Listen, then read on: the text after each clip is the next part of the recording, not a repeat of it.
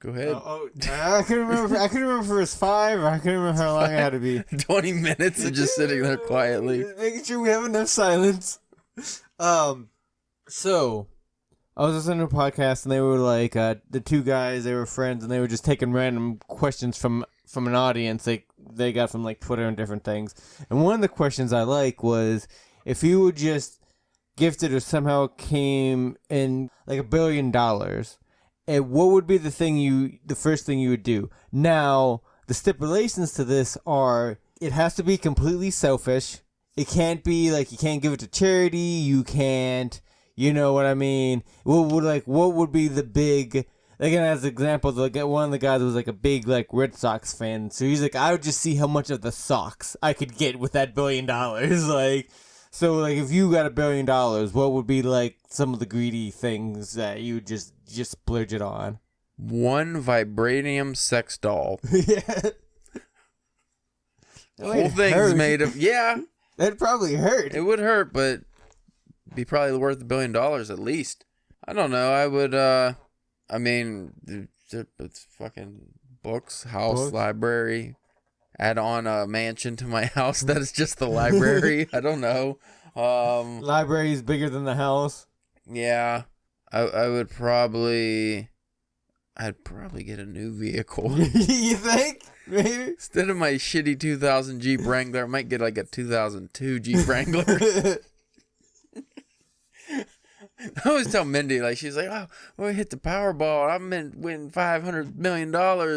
What do you want me to buy? And I was like, I'd like some new trousers, please. Some suspenders. I'd like some underwear without holes in them. So you could buy that now. I can, but I don't want to. Yeah. Is that me squeaky? I'm not squeaking, I think. How am I? I'm not moving. It's only when I'm talking I hear the squeaking. So you run in your mouth. Running my mouth, it's all squeaky. I'd get some WD-40 toothpaste. Just probably drink that. The toothpaste? No, the W240. W240? W whatever it is. D40? D40. W240. That's high end. Yeah. That's like just like you're some. Is it coming from above? I don't know. Is somebody like hiding out in here? I wonder if it's picking it up on the microphone. Let me just move. Maybe my chair might just be falling apart. Honestly. Yeah. That fancy chair you got. Yesterday, I rose it by like a foot because I wanted to be higher in here for some reason. I wanted to lord over you, Spencer. Oh. And now I'm too high, and I think it's making my chair squeak. Anyway, what would you do with $1 billion? I was thinking about it. I would see if that'd be enough to let Disney let me just like run Marvel Comics. Like I don't know anything, but it'd be like I get to be in charge. You know what I mean? I get to say, I'm in basically the new editor-in-chief or whatever it is, or the creative officer or whatever it is. Disney or Warner Brothers, whichever one would have me.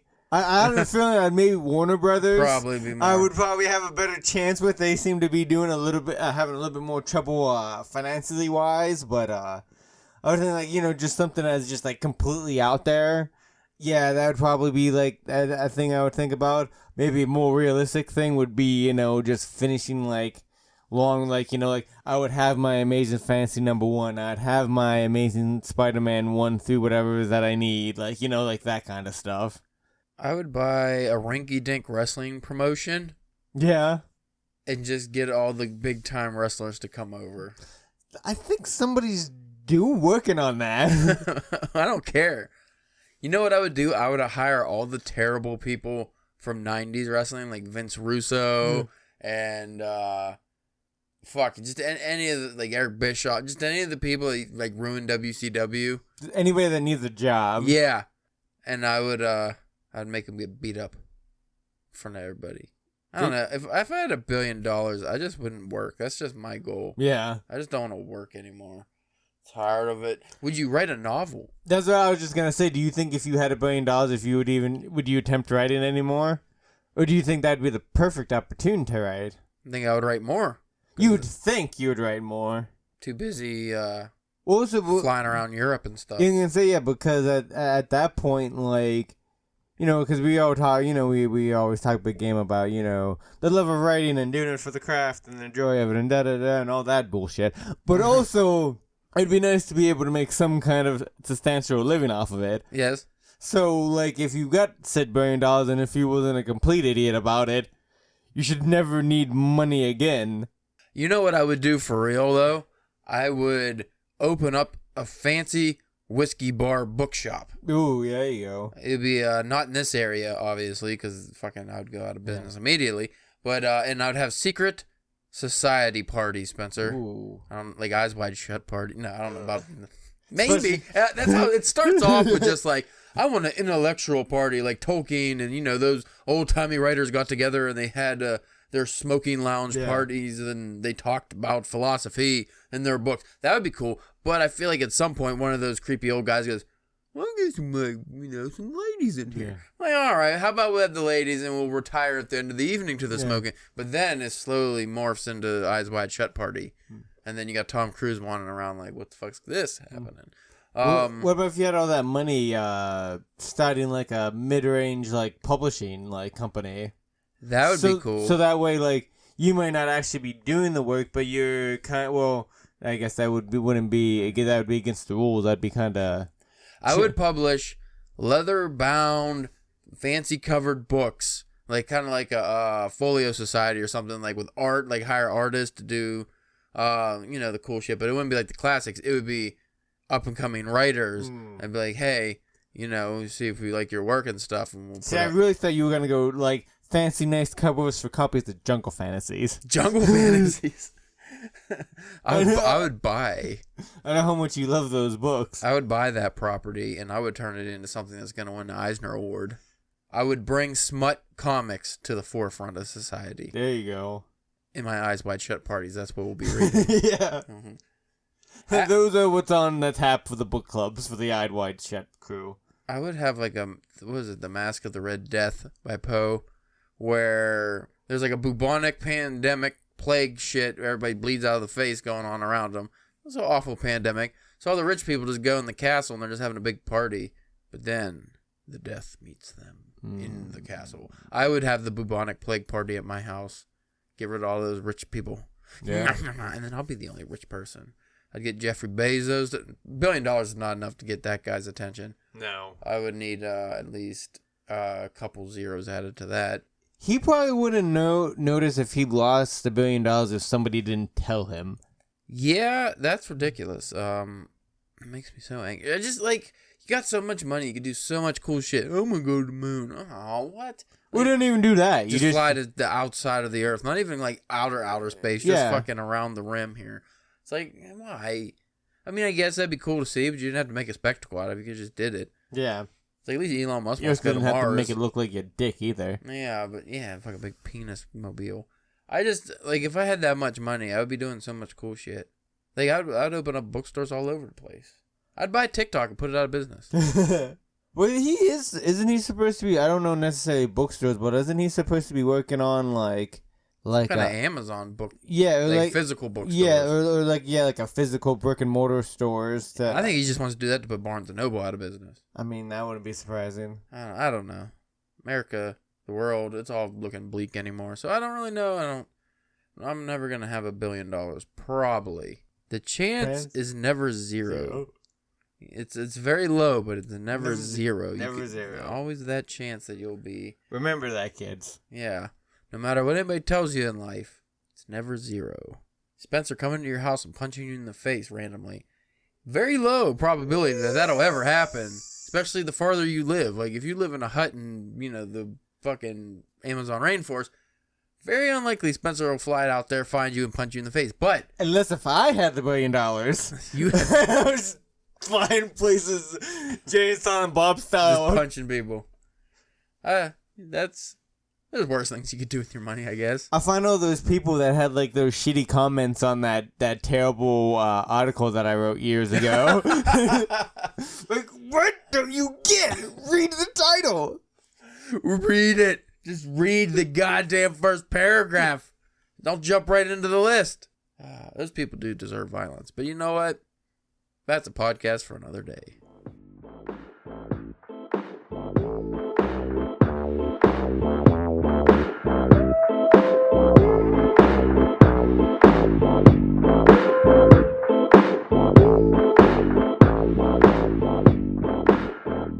You are listening to the Drunken Pen Writing Podcast. I'm your host, Caleb James. With me today, Spencer, the Mongolian Manatee Molester Church. Ooh, hey.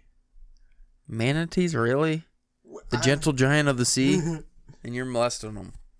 How do you molest a manatee? I don't know. It's gross. What do you mean you don't know? You're the one who does it. You know what? I like to think that they're consensual. We'll talk about that off air. I don't want to. Today we're discussing 25 of the most terrifying horror books ever by Barnes & Noble. We're going to do the top 10. How about that? That works. I don't want to do... Maybe skim through after that, see if there's anything noticeable. I'll read the titles until we get to the top 10. Okay.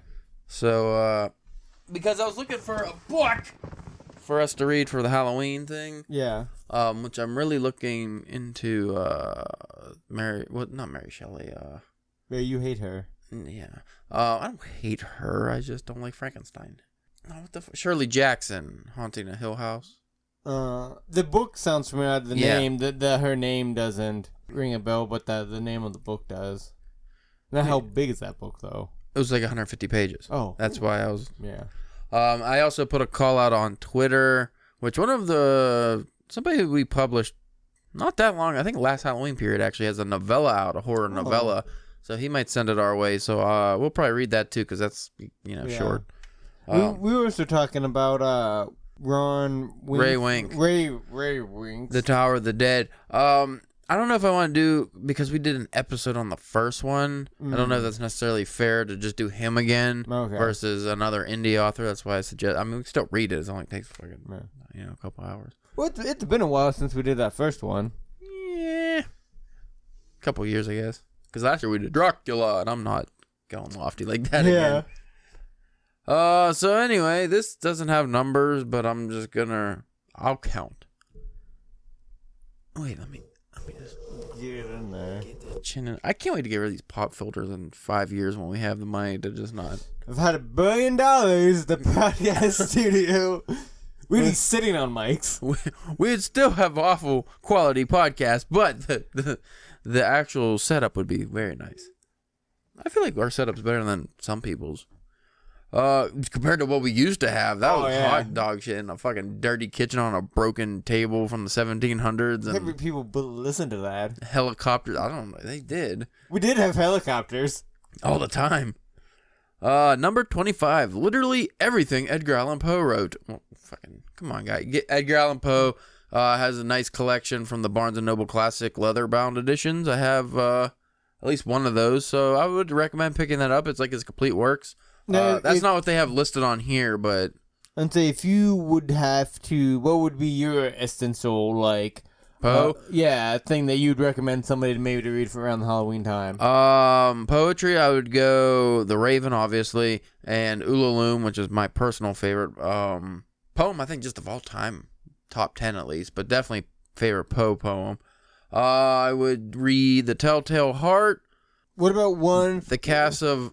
And say, what about one that's not bad, people might not know? Like, one of the ones that, like, his big ones that people can, just pull off the top of their head, like something maybe, one of his, Well, I mean, The Cask of Amontillado is pretty popular, but I don't know if a lot of people have ever actually read that one, so I would recommend that. I haven't read it yet, but I don't think The Murder in the Rue Morgue is actually not really horror, that's more of a mystery. It's like the first detective story. Fun fact, he invented the genre, and nobody really knows that. Yeah, you mentioned that before, and every time I'm just like, really? He did. There wasn't so weird. Mystery detectives before. I mean, think about it. How old are detectives really? I mean, what else would I recommend from Poe?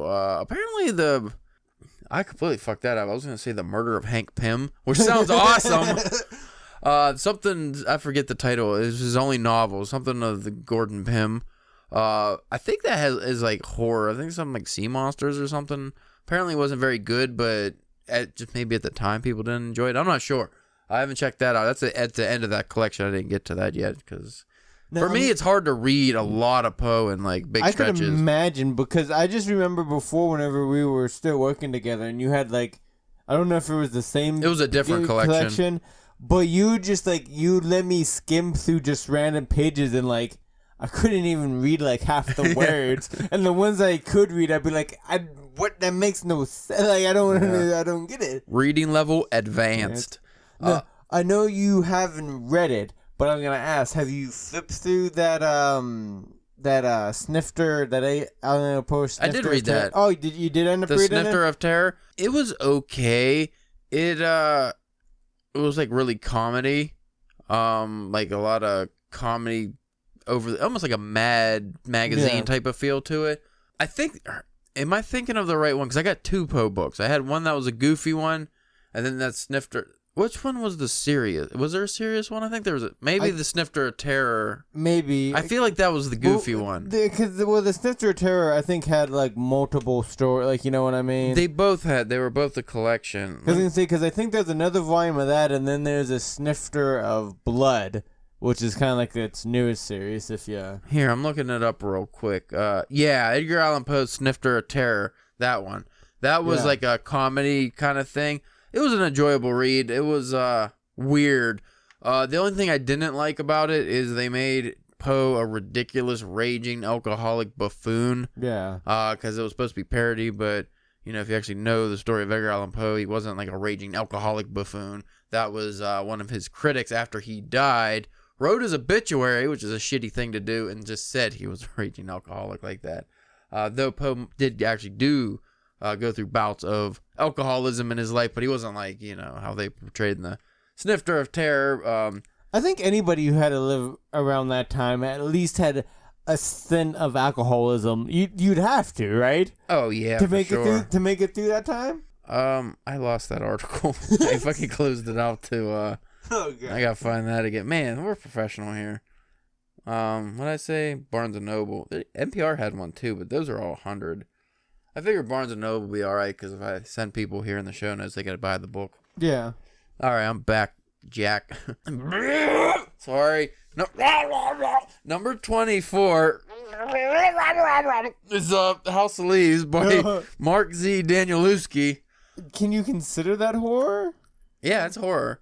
The main story, just listen to our episodes we did on it. Me and Ash did an inebriated reading challenge. See, because I did listen to those episodes, and I don't know what it's about. Well, it's weird, but it's a cult classic. You know what I would consider that book? Almost like Donnie Darko. Because Donnie Darko could be horror, technically. Like, if you look at just the weird fucking bunny monster and shit, but it's not. That's how the House of Leaves kind of was. We have Rosemary's Baby. I always didn't give a shit about that. Yeah. I didn't care about the movie or I don't like Son and the Antichrist and the sons of Satan and all that stuff, offspring of Satan. I just didn't care. I mean, and it's hard to kind of beat like The Omen. Yeah. Which I don't know if that came first or not, but well, Rosemary's Baby was different in that it was like demon worshippers or something, like cultists that tried to steal the lady's baby or pregnant her with the Antichrist, something fucking stupid. That's what the fuck is his name? The fucking basement raper. Hold on. Basement raper. Roman Polanski. Oh. Yeah, he had like a fucking 13-year-old girl in his basement or something. I don't remember. I assume that was after the Manson family incident. The Haunting of Hill House by Shirley Jackson. I will read this one because this is a strong consideration for me. When you think about cliches, and by the way, most of the lists I looked up, this was in the top 3. Oh, yeah. A lot of the times it was number 1. Well, I was going to wait till we got close to the end, just be asking how you felt that Poe was at the very end of the list. Oh, seeing as that was a collection, and we'll wait till the end. When you think about cliches in horror fiction, the haunted house is at the top of the list. An idea done so often it's frequently an unintentional parody. Shirley Jackson, however, was no ordinary writer. She takes the concept of the haunted house and perfects it. Now, I liked both Haunting of Hill House movies that I saw. The one from, I think it was the 90s with, I can't remember people's names, but Jeffrey Rush. He played the Vincent Price character, and the Vincent Price one, I'm pretty sure it was Vincent Price from like the, I don't know, it was black and white era. Yeah. I like both of those. The modern one I think is an underrated classic. They do get a little bit of Chris Kattan in there that you might not want to. Or am I coupling together? Because there's a couple. You know what?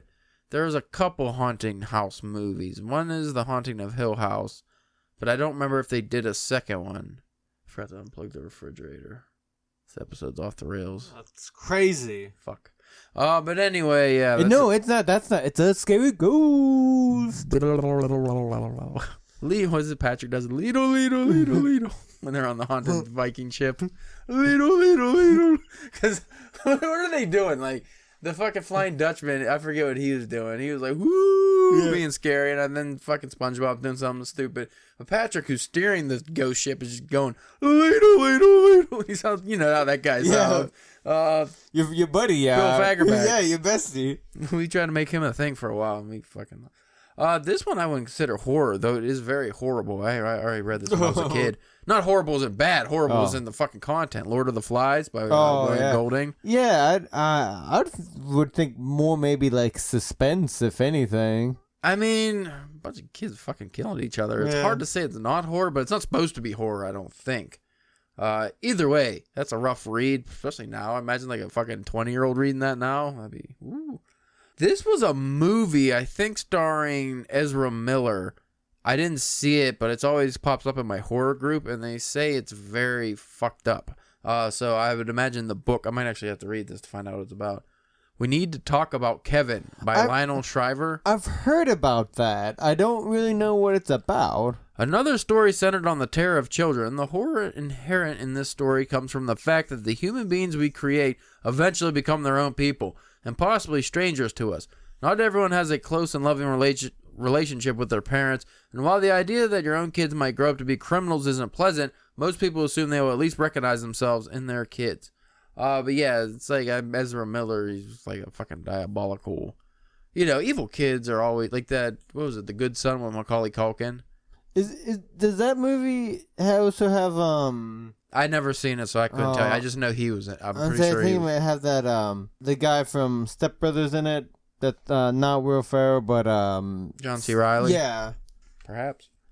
Next up, we have Night Film by Marisha Pest. In the internet age, it's pretty easy to fall down a rabbit hole of pop culture obsession, and there are still areas of culture that haven't had a wiki created around them.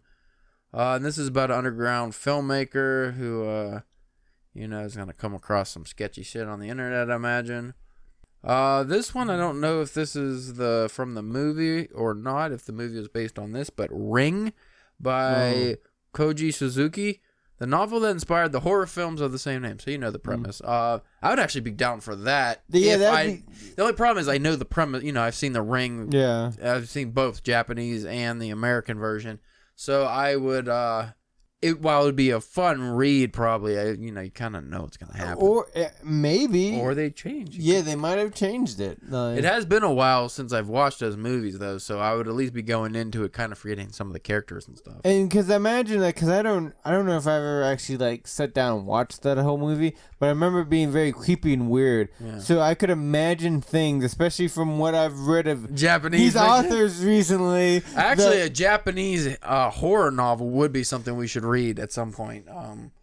Maybe not for this Halloween, but at some point. I think Christmas. Yeah, Christmas.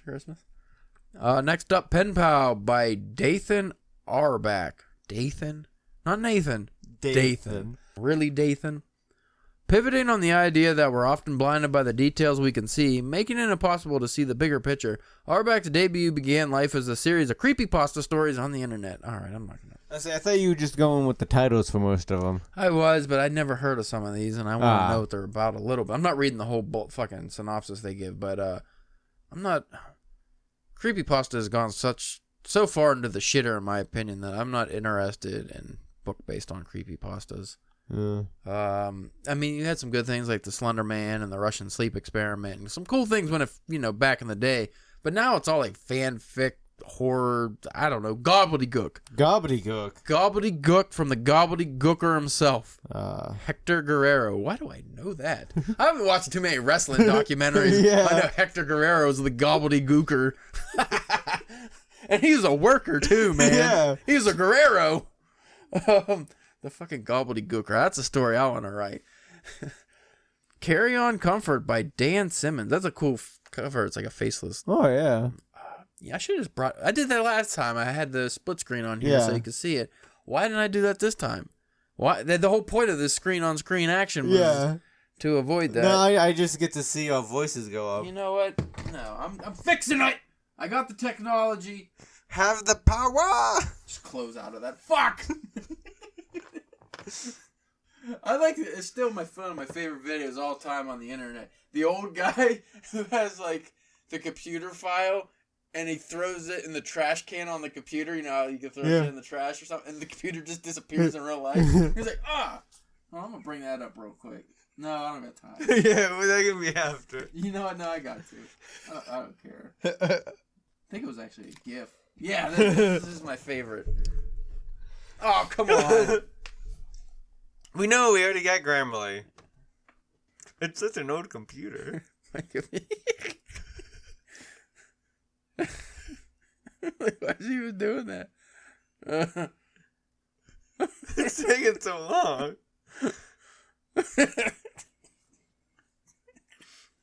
There's like such a lack of reaction. I love it. Fucking old guy. What am I looking up? That's your list. Alright. There we go. Yeah. Accept the cookies. Accept the cookies! But I'm not hungry. Accept them. Oh, man. I was gonna say, this gotta be easier for you to read, too. It's not, actually. Oh, really? It made it worse. Oh, because of the split? Yeah. Oh, my head hurts. When I get tired, my eyes don't work so well. My mouth don't talk so good, neither. Yeah. So what was I on? Night film. No, I'm just going to look on my phone while you can read it on there. How about that? I guess. This is for your benefit, Spencer. We already did night film. Well, no, what was the one with the weird face? Carrying Comfort. Yeah, there you go. There we go, Simmons. Carrying Comfort by Dan Simmons. I'm going to have to cut all that out. Yeah, you are. Carrying Comfort by Dan Simmons. Simmons' novel follows several groups of people who have the ability, a psychic power that allows them to take control of others from a distance and force them to perform any action. If I had that power, I would be in jail. But would I? I guess not. You know what the bad thing is? If I had that power, I'd probably just use it to make my coworkers do their goddamn fucking job. Is that bad? You're like the guy who has the ability to fly, and what do? Use it to fly to work earlier. Yeah. Yeah, boring. Save money on gas. Next up, Pet Sematary by Stephen King. We don't really need to read that one. If you don't know Pet Sematary by now, I don't know, get out from under your rock, I guess. I mean, it's kind of literally all in the title. Pet Sematary. The Girl Next Door by Jack Ketchum. Horror often pivots on the corruption of or warping of societal norms and rules. Once you feel like you can't rely on the natural social order, literally anything is possible. Ketchum's disturbing novel about the unimaginable abuse suffered by two sisters when they are forced to live with their mentally unstable aunt and her 3 savage sons is based on real events. I feel like that would depress me. Any like real life things? Yeah, I don't want these things to be real. I don't like people always get off on the fucking real murder. We talked about this before. But even like Texas Chainsaw Massacre, everyone got super excited because it said based on true events. It wasn't. I mean, very vaguely off of like Ed Gein and stuff, but not, cannibal Texas Chainsaw Massacre and folk. But people they got so excited because they thought it was based on a real story. It's like, why does it have to be based on a real story? Why do you need the most awful things in the world to be real? Like, why does that make you happy? You're fucked up. Blindness by Jose Saramago. Helplessness is a key factor in a lot of horror. Most people labor under the delusions that they are in charge of their destiny and their lives, and horror is often effective simply by reminding us how little control we actually have. An epidemic of blindness leaves an entire city population secluded in a mental institution as society within and without crumbles. That sounds interesting. Yeah. Like a town where everybody goes blind. Now, what the fuck, Spencer? Oh, boy. Here we go. Blood Meridian by Cormac McCarthy. I have not read Blood Meridian. I only read The Road by him. And talk about a fucking upper. Man, you want to feel jazzed about life? Read The Road by Cormac McCarthy. Really get you in the mood for living. Yeah, it's going to make you want to go out and do stuff and talk to folk. Blood Meridian is also, from what I hear, very bleak. Which apparently that's all Cormac McCarthy, who was voted one of the top, if not the top, living writer of all time on a several list I've seen. Not of all time, living writers. Yeah. Top living writers. And I was like, I don't know about that. I mean, I guess all his books are popular, but like the best? Well, I think that falls in like because like if he's doing the bleak material all the time, it makes him artsy-fartsy and like, you know, even if that's not what he's trying to go for. He doesn't use punctuation. At all? Very rarely. At least he did it in The Road, and from my understanding, he just doesn't. So, can you really say he's the best living writer of all time when he can't even use a fucking period? I think he uses periods. He doesn't use commas, though. I know that. Yeah, and he doesn't... I don't think he uses apostrophes, so don't just... He just has a broken typewriter, probably, and he just been getting away with it because, like, well, made $1 million. I say, is it bad? Do I do a better job with my commas than he does? Because that's saying something, because I know commas are... Yeah. That's a hole in my game. Yeah, but you at least use them. He doesn't use them. I'll point out I'll get The Road after this and point out just any random paragraph. And you're like, why? And I actually like that novel a lot. I just didn't care for that. That style, wasn't the grammatical. Well, it fit the novel and the themes because it was very bleak and it reads like that too. It's just like you can throw some commas in there. I can like apostrophes. I'm just a stickler for grammar rules. Next up. Ooh, Exquisite Corpse by Poppy Z. Bright. It can't be bad if it's by somebody named Poppy. Right? Bright's most famous novel follows two serial killers who initially aim to kill each other, but upon discovering a fellow traveler, instead engage in a spree of horrific sex and murder. Interesting. I never heard of that one. I always wanted to read this. I never got around to it. Actually, other than a couple short stories, I've never gotten around to reading any Ray Bradbury, which I really need to remedy. That's like Ash is one of his favorite authors, apparently. He's just all his work is great. Something Wicked comes this way. No. Nope. Fucking, who words it this way? Ray Bradbury. Take 2. Something Wicked this way comes. I think Something Wicked comes this way. It would be easier to read than something, whatever. Bradbury's epic rumination on childhood and adulthood tells the story of a magical circus come to a small town, offering the residents dark gifts they weren't aware they wanted. Most notably, the carousal that can change your physical age, making boys who yearn to be adults grow older, and middle-aged men and women who yearn for their lost youth to grow younger. Sounds like a fantastical tale. I'm sure nothing goes wrong. Probably not. Probably just happy thoughts all throughout. This is where I was when I was fucking rambling about the Haunting the Hill House movie. Yeah. There's a movie, I think, Hell House as well. Yeah. I was confusing the two. Too many similar movies, I think, came out at the same time. If I'm remembering correctly. I could be wrong. But I am a Richard Matheson fan now that I read I Am Legend. So I would imagine. I would like to check out more of his work. Yeah, I would like to see, read some more of his stuff too. But we got Hell House by Richard Matheson. What Matheson taps into in this classic haunted house story is the universal fear that we are already lost, already broken. Hired to investigate the existence of an afterlife by exploring the notoriously haunted Belasco house, a team moves in and slowly succumbs to the influence of the entity within. That sounds pretty interesting. Like I said, I'm pretty sure I know I saw the movie if it is a movie, because I saw a lot of those haunted house movies in the 90s and early 2000s. But I was like, at that age where you see and read and, you know, you absorb a lot of information, but your brain's not formed enough to retain it all. Yeah. So you just... Or even if you do, it's like the half remembering because you don't have, like, you know what I mean? Yeah. I can't tell you how many times, like, now they're like, oh, I remember seeing that or kind of read or seeing that thing. Like, you know what I mean? And you had no idea back then. And then you start getting, like, the Mandela effect where, like, you misremembered something. And you're like, wait a minute. I thought Pikachu's tail was this color and it's not. Like, you stupid shit. So this next book apparently sucks ass. Terrible. Awful. You hated it. I know you did. The Stand by Stephen King. Ah. Yeah, Mr. Stephen King's The Stand. Again, one of the most popular works of all time. And oh! Fuck! No! Why is it this high up on the list? Sorry, that wasn't for Stephen King's The Stand. That was for the next one on this list, which I will not recommend. Well, real quick, because I think in that article it has a good point of maybe if you're listening to this episode anytime close to it being released, might be a little hitting home a little too hard reading The Stand right now. If you try to do that, you know, you might want to wait until things hopefully get a little bit better. You know, it's been like 2 years, man. I'm just saying, because in the book, a huge virus wipes out almost everybody on the planet. The pandemic's got to end sometime, right? It's gonna be 2022 in a few months. It's crazy. That's crazy. That's so crazy. Like, all this shit started in like the end of 2019. Like, what the fuck, dude? Anyway, the one that made me throw up my vocal cords was Haunted by Chuck Palahniuk. I'm just gonna give you the fucking rundown. Bunch of people go into some kind of house or other, and they're all wannabe writers, and they just take turns writing the grossest possible stories imaginable. Chuck Palahniuk apparently wrote this because he wanted to make people faint and or throw up and or shit blood. And apparently he succeeded in this when he read some of these stories in his fucking reading tour. But this is also the only Chuck Palahniuk I've read, and I was just like, well, I don't really want to read more of his work because this was fucking garbage.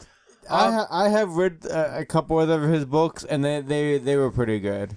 You let me borrow this, and you gave it back without reading it. I didn't even crack it open. It's one of those things. It's just like, I like gross stuff.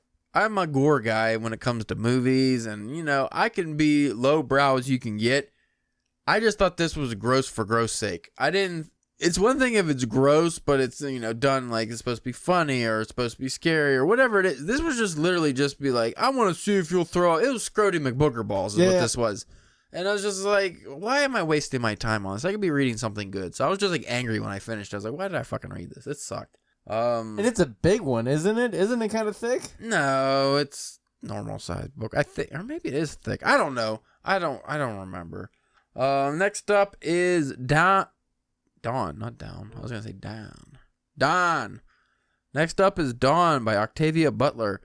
Although technically science fiction, this story of human race centuries after a devastating apocalypse is straight terror in many ways. Lilith is one of the last surviving humans awakened on an alien ship. The aliens, 3-sexed and many tentacled, offer Lilith a deal. They will help her repopulate the earth. But okay, that doesn't sound like horror to me. I guess it is sci-fi horror-ish, but though that was one thing I do like, because I'm not much of a horror guy as you are. Even though your favorite author is Stephen King. Yeah, but I mean, like with the movies and stuff like that. But I do kind of like a good sci-fi horror mixed. I think like Alien. Yeah, I think if done properly, those two genres can go together pretty well. They have multiple times. Not Jason X, but multiple times they have gone together very well. Hellraiser Goes to Space, too, is also stupid. And Leprechaun in Space. These are not the titles of those movies, by the way. It's just, they're basically what they are. Yeah. There was also a Critters in Space, I believe. All terrible movies, but Jason X was at least funny. Like, they had some cool kills. It was just it was actually very well done. If it just wasn't a Jason movie, that was kind of stupid, but it was all right. Serial killer on a fucking, serial zombie killer on a spaceship. Next up, I'll speak for both of us and say we both recommend people read Dracula by Bram Stoker. Yeah. I thought it was really good. I liked it. Gets a little redundant as the book goes on, but it was still enjoyable overall. Next up, The Ruins by Scott Smith. Smith's story is deceptively simple. A group of tourists in Mexico go off in search of an archaeological site where a friend has set up camp. They find a pyramid covered in odd vines, the land around it salted and barren. Once on the pyramid, they discover the dead body of their friend covered in the vines, and that the nearby villagers have arrived with guns to force them to remain on the pyramid. I don't know if I don't like killer plant stuff. Yeah. Like plant monsters. Not a big fan of poison ivy? Not a big fan of archaeological horror, or even worse, just straight up geography horror. That forest kills you, the trees get you. Well, what about Colony? I haven't read it yet. But I mean, I'm just saying. There's a monster in that, though, isn't there? Not a fucking... But it's isn't it dealing with ruins and things like that? And I'm not saying ruins. I like ruins. I'm an H.P. Lovecraft fan. I'm talking about jungles that come alive and eat you, or trees that fucking snatch you up. I just think that's kind of stupid. I'm not scared of a plant. I'm never gonna be scared of a plant. Isn't there what was that movie where spores make everybody into monsters? Oh, The Happening. Yeah, fuck. Oh, I thought. Oh no, that's the one that makes you want to kill yourself. Same fucking difference. It doesn't matter. I'm not. That's just not my personal taste. I want things that are scary, not fucking. Well, I didn't water my plant, so now he's getting revenge on me in my sleep. Bird Box by Josh Malerman. I thought the movie was very overrated. It was okay. What? No, which one's Bird Box? That's the one with Sandra Bullock. And I'm gonna go ahead and say the story's the same. Can't see any. You can't look at him, right? If you look at him, you go crazy and fucking kill yourself or kill others or whatever. So you can't see. You're not allowed to look at the monsters that are apparently there. I think Ashley said he read this and it was fucking awful. I think he sent me like a couple pictures of the writing and it just wasn't good from what I remember. Because remember, like at the same time there was like this, and then there was the quiet place, right? So there was like the ones where you couldn't make a sound, and then there was like the ones where you can't look at them. Yeah, we had like a, self-handicapping fucking genre movies pop up all at once. Ghost Story by Peter Straub. A good old-fashioned ghost story is designed to terrify and entertain. You're a fan of ghost stories, right? Shining. Yeah. I like a good ghost story. I mean, again, depending done on right. I wouldn't mind checking this out because I have been wanting to check out some Peter Straub books because he's co-wrote in a couple books with Stephen King, and I really like those. So he was always somebody that I wanted to eventually check out, but you just never get to him. Yeah, speaking of ghost stories, I just read Riding the Bullet. It was in that collection, and that's about, he gets on a car with pretty much a dead guy. Oh, it's a cool story. I like ghost stories. That's Stephen King too, by the way. Beloved by Toni Morrison. I did not know Beloved was a horror novel. Everybody talks about it as one of the greatest novels ever written, like especially of the 20th century. I didn't know it was a horror, so let's we'll dive deeper, Barnes & Noble. We'll dive deeper. If you don't think of Beloved as a horror story, you haven't been paying attention. Oh, I hate when people say that. Yeah, I've been paying attention. I pay attention to things right good. Morrison's skill as a writer is in full effect as she draws the reader into what is assertedly one of the saddest and most horrifying stories committed to paper. There's no more terrifying sequence than the long slide into madness as escaped slave Sethi, I'm pronouncing that wrong, convinced the young woman calling herself Beloved is the daughter she murdered in an attempt to keep her safe from slaves, come to reclaim them, grows steadily thinner and weaker as she gives everything she has, including food, to Beloved, who grows steadily larger. And that was the number one on that list, so that's why I was in an uproar. Oh, that was number one. Yeah, I'm pretty sure. Oh, I forgot to scroll down on here. Yeah, no more. Wow. While the themes are horrific, like now what are we doing? Throwing in World War II novels, throwing in Slaughterhouse-Five. Anything can be horror if you're looking at it through just the lens of what's happening, as in like, I haven't read Beloved yet. It's on my list. I just never got around to it. So it could very well be horrific, but I wouldn't think that just makes it horror, I feel like they're padding the list out, which is kind of upsetting because there were some great lists. Let me go to this one list I look at, because like I said, most of these were 100 or 50. Where's the NPR one? We'll do the NPR one. I'm just going to go to the top 10 and just read the titles because I think this will give us a better depiction of. Do you know what order they're going in? Yeah. Cause are the tops at the bottom, or is the tops at the bottom? Tops. No, this isn't the right one. You're right. These are not in order. 50. We'll do 50. 50. Yeah, okay. This is the one I was reading.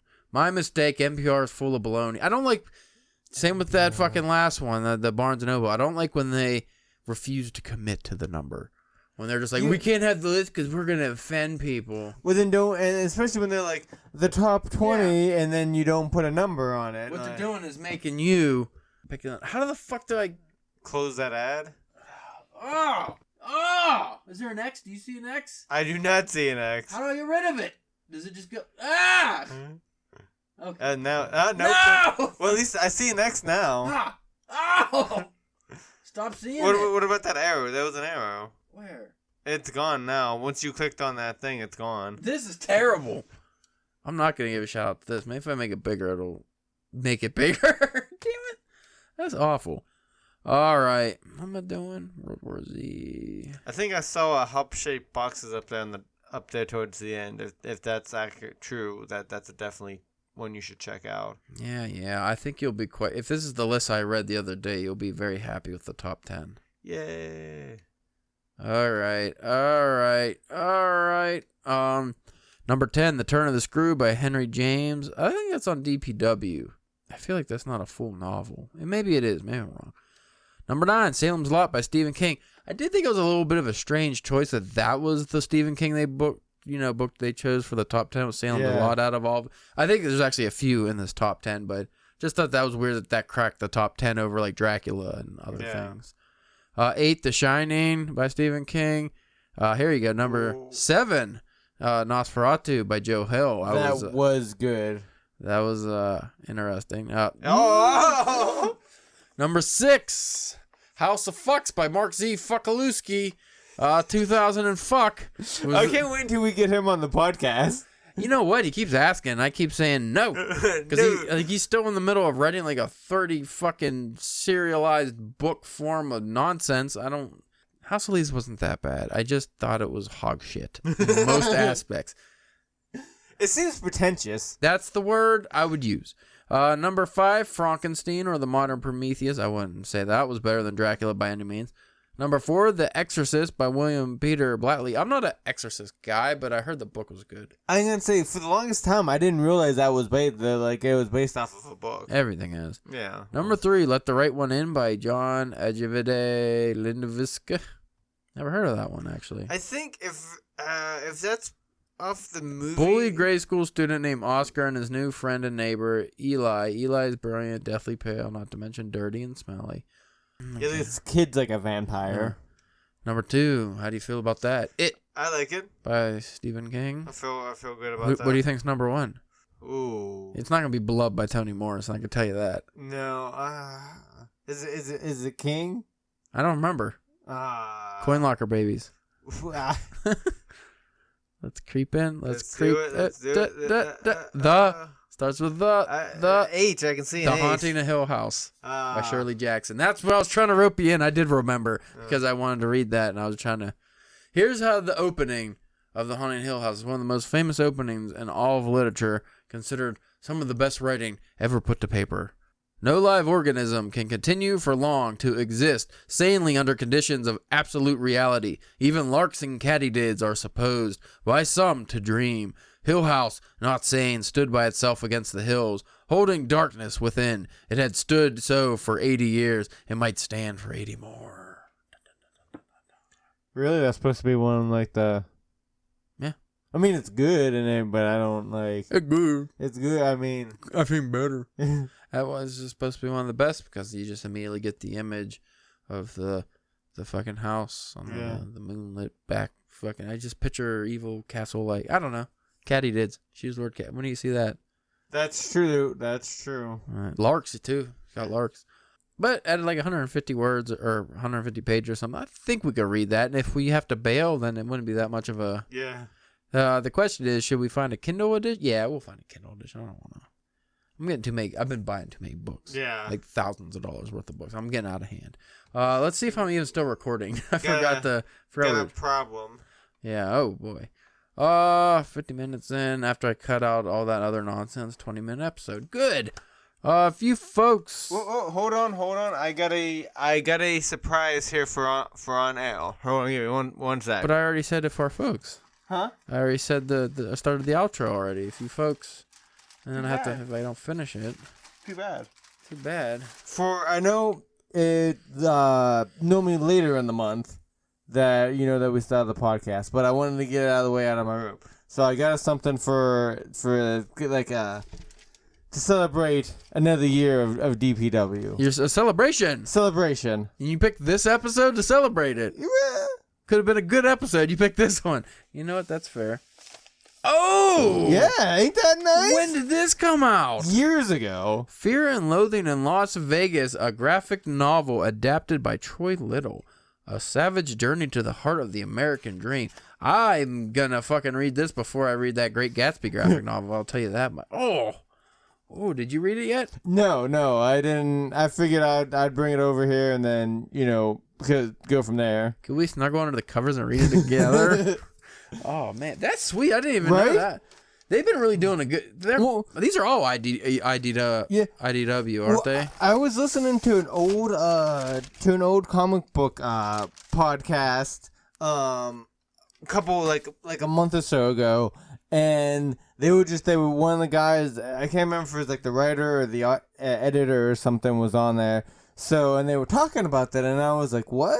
and I got on my phone and I looked it up, and I saw that it was a thing. And then the next time I was down at Collins at Pittsburgh's Comics, I asked them if they was available, and they were still able to order it. And so I was like, yeah, man, order me one of those. Sweet. Yeah, you got to take a picture, put that on the old internet for folks to look at. Anyway, excited now. I don't want to read horror now. I want to read that. Yeah.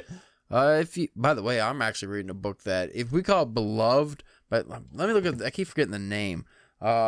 It's a weird name. But if you like Beloved by Toni Morrison, but you think that qualifies as horror because of the themes, and this fucking book I'm reading is definitely horror. It's in my current read books. It's only 120 or 30 pages. It won the Booker Prize. Oh, is that one of those books you got from the Literati? Is that what? Literati? Yeah, that was. I picked it up. I forget the. Oh, here we go. At Night, All Blood is Black by David Yop.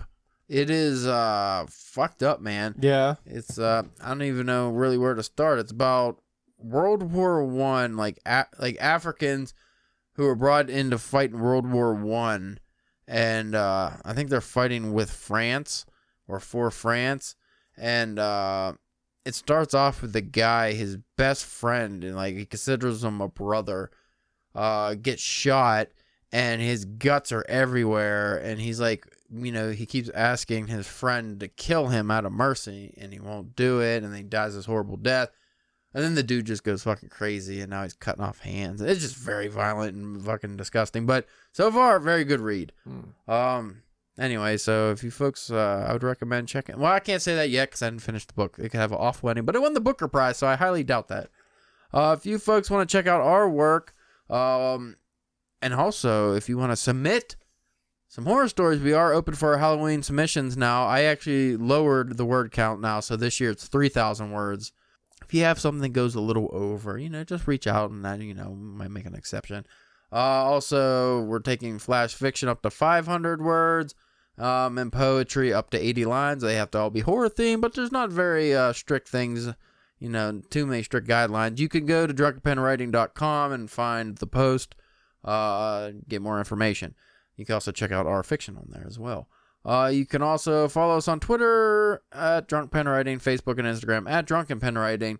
And if you have any horror suggestions, for like indie books or whatnot, I did put up a thing on Twitter, though it's gonna probably be like a fucking 5 days from now when this comes out. So I did not pin that to me, but well, that's okay. We're still in the beginning of September, so there's time. Still. There's time. But if you want, if you have a horror novel that you happen to have written, and you would think it would fit our show, or we would like to read it, let us know, and we just might buy a copy and read it for our book of the month.